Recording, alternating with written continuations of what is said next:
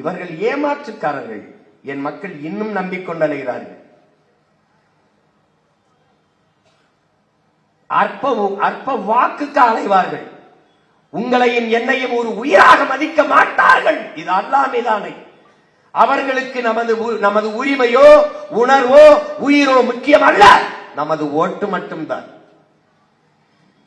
ஏன் இந்த உலாமாக்களை போன ஆண்டு கூட்டி மாநாடு போடவில்லை? 16 இடத்தில் இருக்கிறது.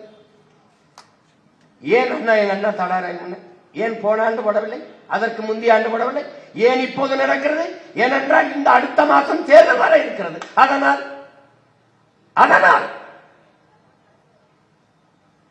போன ஆண்டு பொங்கலுக்கு ஏன் 1000 ரூபாய் கொடுக்கவில்லை?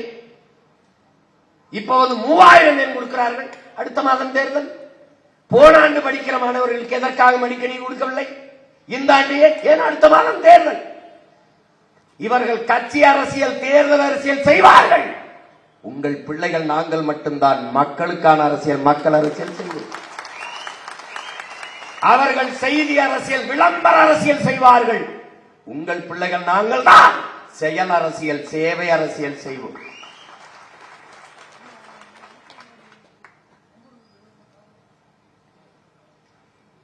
எல்லா துன்ப துயரங்களில் இருந்து நாம் விடுபட முடியும். அதற்கான வலிமை நம்மிடத்தில் இருக்கிறது. ஆனால் அறிவார்ந்த என் தமிழ் சமூக மக்கள், எண்ணிலும் இளைய என் தம்பி தங்கைகள் புரிந்து கொள்ள வேண்டும். உண்மையிலேயே இவர்கள் சொல்வது போல நாம் சிறுபான்மையினரா? சிறுபான்மையினர் என்றால் எப்படி, எதை வைத்து சிறுபான்மை? உலகெங்கிலும் வரலாற்றிலே என் உடன் பிறந்தார்களே, உலகெங்கிலும் வரலாற்றிலே ஒவ்வொரு இனத்தையும் மொழி இன அடிப்படையில் தான் வகுக்கிறார்கள். அப்படித்தான் எந்த நாட்டிலும் எந்த இன வரலாற்றிலும் மதத்தின் அடிப்படையில் மனிதர்களை பகுத்து வகுத்து பார்த்தது இல்லை. நான் இஸ்லாத்தை ஏற்றிருக்கிறேன். அவன் அரேபியன், அவன் உருது, அவன் வங்காளி, அவன் மலையாளி, அவன் தெலுங்கன், அவன் குஜராத்தி, அவன் பீகாரி, நான் தமிழன். உலகெங்கிலும் எனக்கும் உனக்கும் இல்ல, உலகெங்கிலும் வரலாற்றின் வழி இதுதான். பங்களாதேஷ், கிழக்கு பாகிஸ்தான், அங்க உருது வங்காள பிரச்சனை. போராடுகிறவன் கிழக்கு பாகிஸ்தான்ல இருந்து போராடுபவன் யார்? வங்காளி. போராடுகிறவன் மார்க்கம் எது? இஸ்லாம். அன்னைக்கு மேற்கு வங்கம், அதே வங்க மொழியை தாய்மொழியாக கொண்டவன் ஒரு மாநிலம். அந்த மாநிலத்தின் முதலமைச்சர் யார்? காங்கிரஸ் கட்சியின் முதலமைச்சர் சித்தார்த்த சங்கர்ங்கிற முதலமைச்சர்.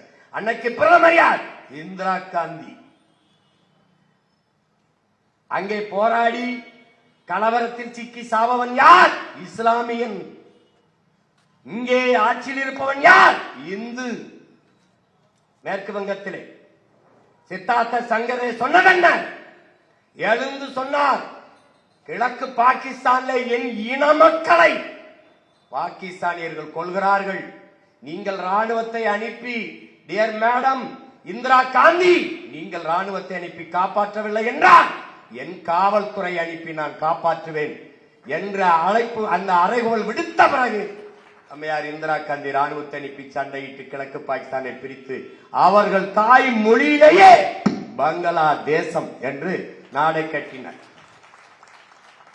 அப்ப இங்க இருந்தவன் என்ன பார்க்கிறான்? அவன் இஸ்லாம், நாம் இந்து. செத்தால் நமக்கன் என்று நினைக்கவில்லை. அடிபட்டவன் என் இனத்தான் என்று எண்ணினான்.